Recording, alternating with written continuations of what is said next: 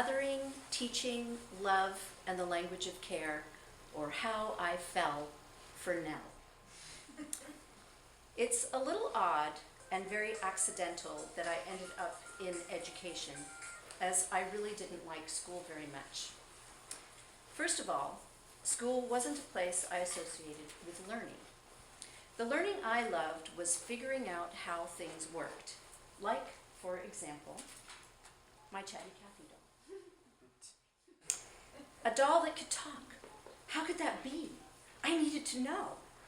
Within 24 hours of getting my much begged for talking doll, I had undressed her and pried open her tummy with a screwdriver to reveal the magic inside.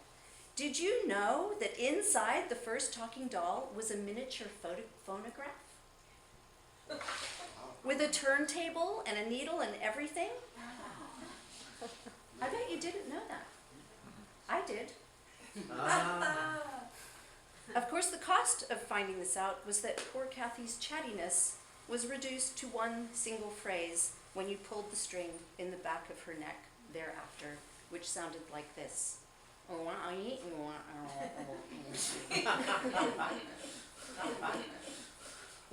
Anyway, there didn't seem much opportunity for this kind of thing in school.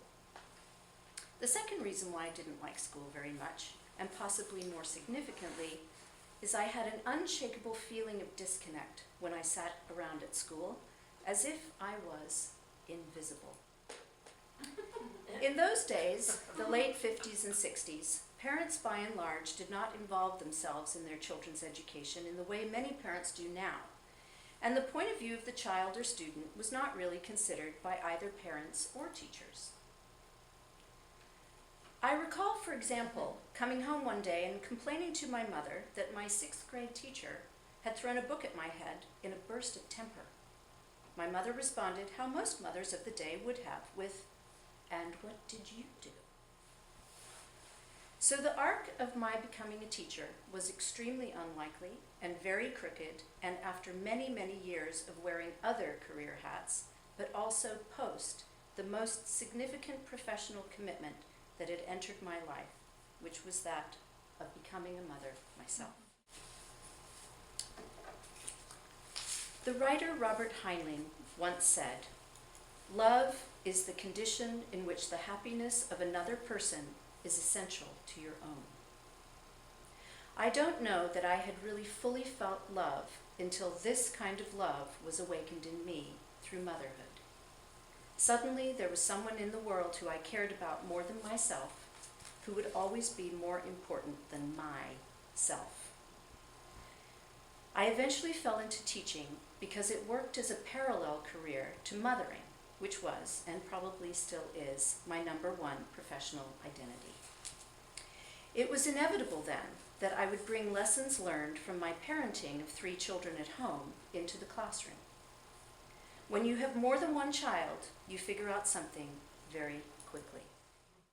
What works for the first child does not necessarily work for the second child, and definitely doesn't work for the third child, which means that no single system of parenting, no method for parenting, can be learned and applied with equal success.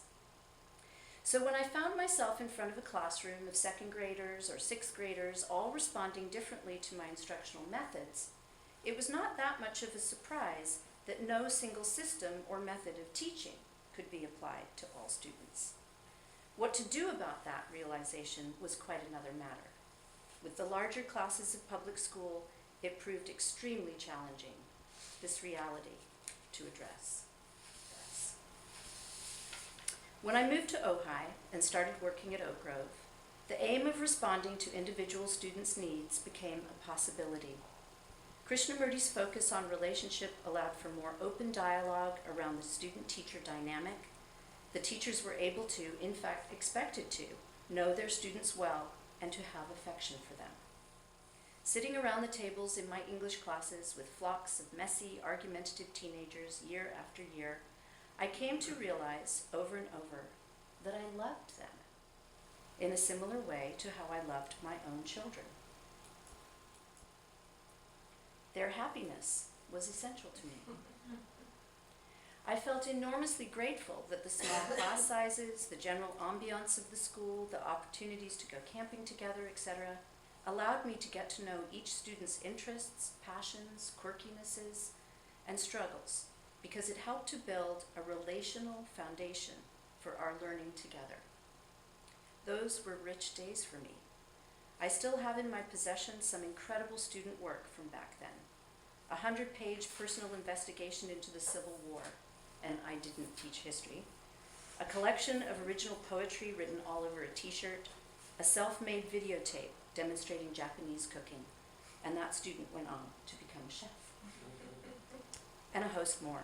It was rich, very rich, and I knew it was because I was in love with the school, with the subject, and most importantly, the students. Still, even at Oak Grove, I was embarrassed to talk about my classroom practice in the language that felt most real to me, the language of love. It sounded so illogical, unscientific, sentimental, mushy, and, well, girly. And then I decided to get my Master's of Educational Leadership and ended up at Teachers College, Columbia University, New York. Not having ever really considered myself much of a real academic, I was intimidated, nervous, and worried constantly that any minute someone would oust me for being a fraud amongst true intellectuals. Instead, I fell for Nell. Once again, I was in love. Nell Noddings holds a BA and MA in mathematics and a PhD in education. She has been in education for over 50 years as a teacher of mathematics at all grade levels, a school administrator, and a professor in educational philosophy at both Stanford and Columbia.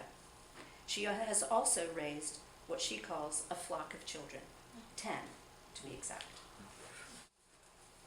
In one of my first courses on John Dewey's Democracy in Education, we were introduced to a little book entitled The Challenge to Care in Schools by Nell Noddings.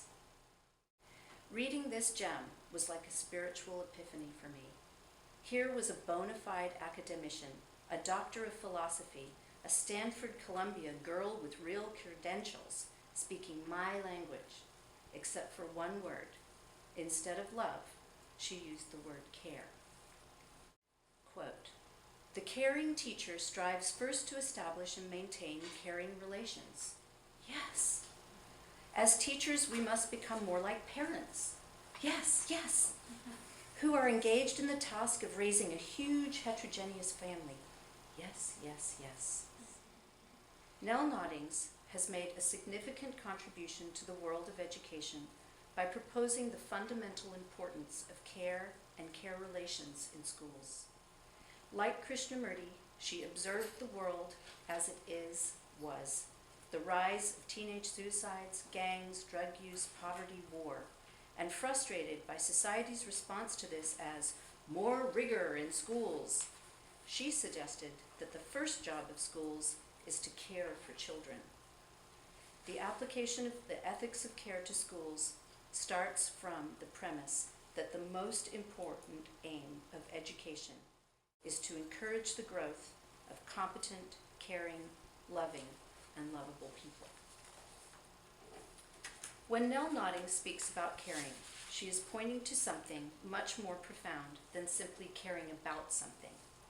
She goes to great lengths to explain what a true caring encounter looks and feels like. Let's have a look at it. There are three components. A cares for B, A responds to B, and B recognizes that A cares for B. According to Nell, the three components are, first, A cares for B. This involves what Nell calls engrossment, or receptive attention. When we are caring for someone, we are receptive. We are attentive to them in a very special way. This state of receptive attention means the carer, A, is fully open to what the cared for, B, is saying and experiencing and is able to reflect upon it. On its own, receptive attention is insufficient because the carer, A, could have a deep understanding of the cared for, B, but still not act helpfully toward the cared for's interests, and therefore the second component is required. A responds to B.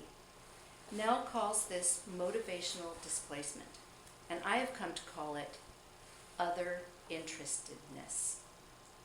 When we are caring for someone, we respond to the person being cared for in such a way as to serve the cared for's communicated needs, i.e., our motives to act are not guided from self-interest or even a detached diagnosis, but rather true other interestedness that comes from having deeply listened to the cared for in step one and then reflected upon it from the other interested point of view. Other interestedness on its own is also insufficient in the caring encounter because the carer, A, may have a desire to help the cared for, but not necessarily in ways that are guided by reflection on the first component, the understanding gained from receptive attention to the cared for. And finally, recognition. B recognizes the care of A. Nell believes that for a true caring encounter to have taken place, there needs to be some recognition on the part of the cared for that an act of caring has occurred. When it comes to caring in schools and the relations between teachers and students, Nell observes that most teachers feel they actively care about their teaching and their students. They work hard, they establish goals for their students, and they spend a great deal of time attempting to move their students toward these goals. And yet, a great many students experience school as a place where they feel they are being controlled and coerced, often toward goals they have had little say in, or toward achievement levels that have been established by external authorities. While they may acknowledge the genuine efforts of teachers to help them succeed in school, they may still have a sense that nobody really cares about them because they do not feel cared for. Nell proposes that this state of affairs is due to a lack of caring relations, ongoing caring encounters between teachers and students according to the three essential components: receptive attention, motivational displacement or other interestedness, and recognition. According to Nell, while caring relations alone cannot accomplish everything that needs to be done in education, a foundation of caring relations is essential for productive pedagogical activity. In her words, as we listen to our students, we gain their trust, and in an ongoing relation of care and trust, it is more likely that students will accept what we try to teach. As we engage our students in dialogue, we learn about their needs, working habits, interests, and talents. We gain important ideas from them about how to build our lessons and plan for their individual progress. John Dewey, in 1902, suggested, "What the best and wisest parent wants for his own child, that must the community want for all its children." 90 years later, Nell Noddings added, "But we must not think narrowly about what we might want for this particular child of our own and then extrapolate that to all children. Rather, we must start with a vision of ourselves as wise parents of a large, heterogeneous family and ask, what do I want for all of them, and what do I want for each of them?" To approach teaching from this perspective is not easy. It takes time, sensitivity, constant reflection, and a great deal of patience for teachers to provide the kind of caring relations Nell refers to. Imagine being mother or father to a brood of 16 or 35 or 180 children. Teachers must not only know their subject well, but be constantly acquiring new knowledge based on students' interests in order to bring these interests together with mandated curricula in meaningful ways. They must have rich palettes of strategies and tools and a passion for the art of using them.